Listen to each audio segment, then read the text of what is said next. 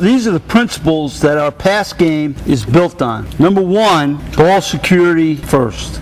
Ball security, again, what we talked about was what was important in winning, and one of the things that was important in winning is what? Not turning the ball over. The second thing is protection. Direction is the key to protection. Send blockers to rushers. Max protect, keep 8 in to block if you have to. Throw hot only by design. We want to make sure the quarterback doesn't get hit a lot. So the pass principles, we don't want the quarterback getting hit a lot.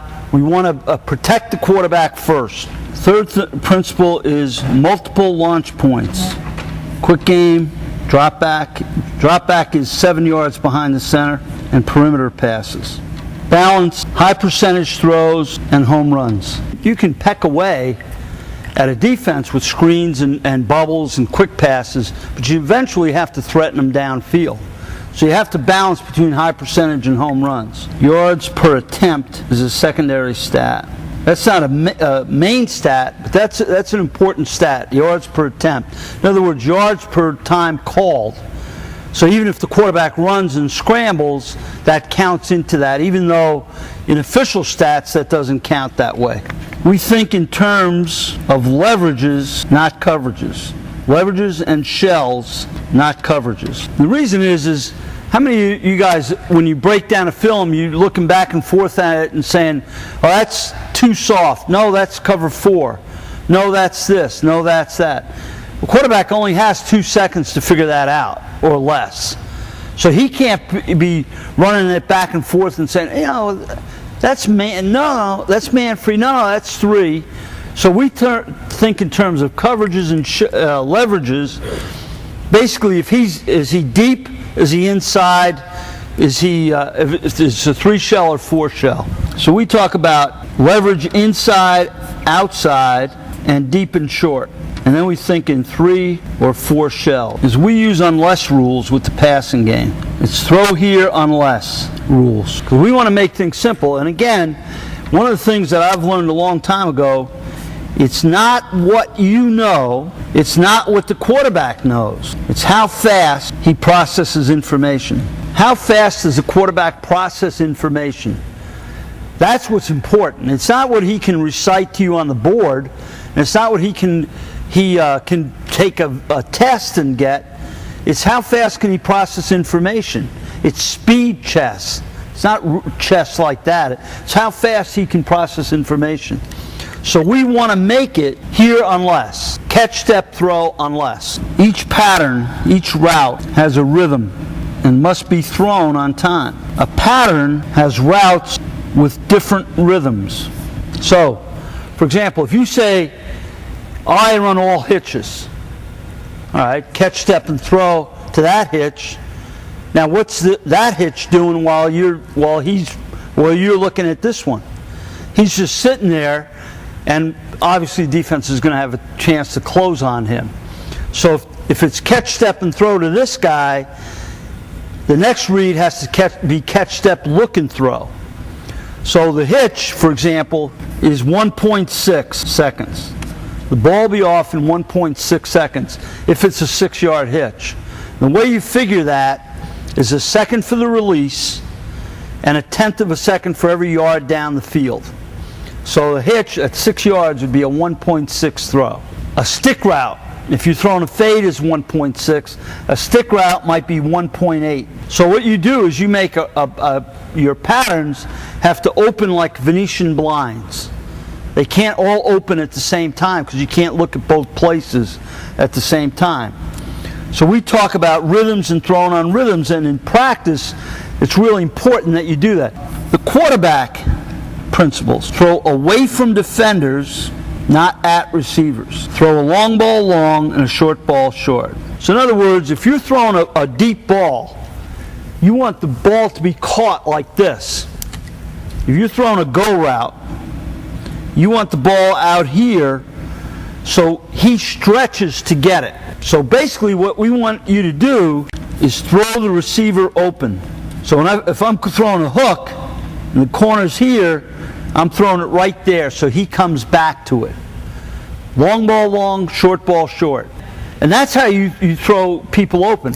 Now, my quarterbacks, I've had 15 quarterbacks in my career that have set or broken school total offense records. And I have, and every quarterback that I had at Charleston led the league in efficiency, quarterback rating. We had in 2008, our quarterback set the record, the Wiviak record, for pass efficiency. And in 2009, he broke it and had a 189 plus quarterback efficiency. Now, I defy anybody to come up with a better pass efficiency than that. And all we did, and we were so simple, it was silly, but what we did was these rules. And that's why I'm giving them to you. It doesn't matter what pattern you run, but if you throw it right, your chances of a completion are much greater. So throwing away from defenders, not at receivers, is a big deal. The definition of open. And it's not like a receiver who's, if you ask a receiver if he's open, they're like 7-Eleven, they're always open. But open is if the receiver is between the ball and defender.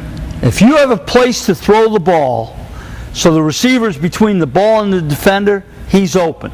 Remember, there's always a pass element involved in every run that I've shown you. Is that right? Flash. So in every run that I've shown you, there's always an opportunity to throw a pass. In every pass I show you, there'll always be an opportunity for a quarterback run. So the quarterback always has an opportunity to run the ball if everybody's covered. Now what does that do? Remember way back at the beginning of my lecture, what did I tell you was important? Meaningful stat. No turnovers. +2 turnover margin. So when if a quarterback doesn't force the ball, the odds of him turning the ball over reduce dramatically, right? So we always give the quarterback the opportunity to turn the play into another play, a quarterback draw. So quarterback draw is always part of the play. So it's look, quarterback draw. Or look, this. Look, that. So he never feels that he has to throw the ball. And that's why yards per attempt, we always include quarterback scrambles or quarterback runs. In 2005, we were 1-2, and we were behind 24-6 at half to West Virginia Wesleyan, who was picked third in our conference that year. We were picked dead last. We came back and won 39-34. And the quarterback threw for 400 yards and rushed for 225. He didn't rush for 225. We rushed for 225. But he had 100 yards rushing on quarterback scrambles when receivers were covered. And after the game, their coach said to me, who's a good football coach, said to me, "You have an uncanny knack for calling quarterback draw." We didn't even have quarterback draw in the playbook. It was the quarterback, when people were covered, turning it into quarterback draw. Like they were dropping 8 at one point. When he saw him drop 8, he ran quarterback draw. And it worked well. He rushed for over 100 yards. And we came back and won the game and had set a school record for total offense. And that was a turning point in our program, was that game. Because after that, they kind of believed. And here's the next principle. Anybody who's heard me speak knows about this. Make cover guys tackle and tackle guys cover. A tackle guy is a linebacker, who spends all his days in the gym doing shrugs and getting big and strong. Well, that guy you make cover. You make him cover people. And the guy that wears wristbands and combs his hair before he puts his helmet on, you make that guy tackle. Make cover guys tackle and tackle guys cover. That's an important part of this. And always, again, part of the same as the run game, put speed in space. The more times you do that, the more points you'll score. We also want to create mismatches with formations.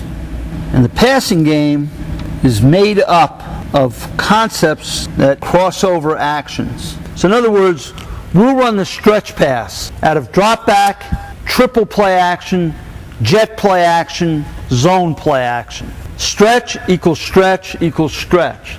It doesn't matter the action, and drop back action. So once you learn the stretch concept, then it's in. It's in for regardless of what pattern you run.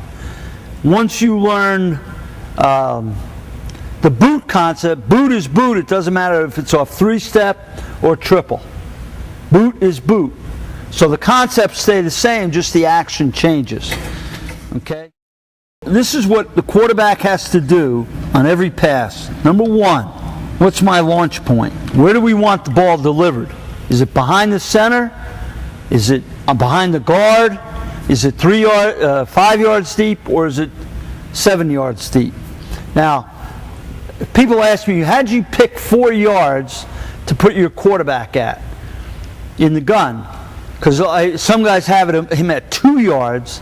There's certain, I forgot the name of it now, but it's a really tight shotgun where the guy's right up close, almost under center. And then there's others where the quarterback's at 5 yards.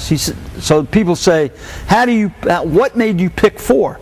Well, I picked it for the passing game because I wanted his launch point on the quick game to be catch, step, throw. So if I take a step and throw it, I'm at 5 yards. So it's catch, step, throw, I'm at 5 yards. That's where I wanted him. If I go 3 steps, I'm at 7 yards. So I picked 4 yards, and that's how we did it. So the first thing is, what's my launch point? The second is, what's my blitz control? How many can I protect? If they send 7, can I protect 7? If they send 8, can I protect 8? What's my blitz control? Third is coverage/leverage.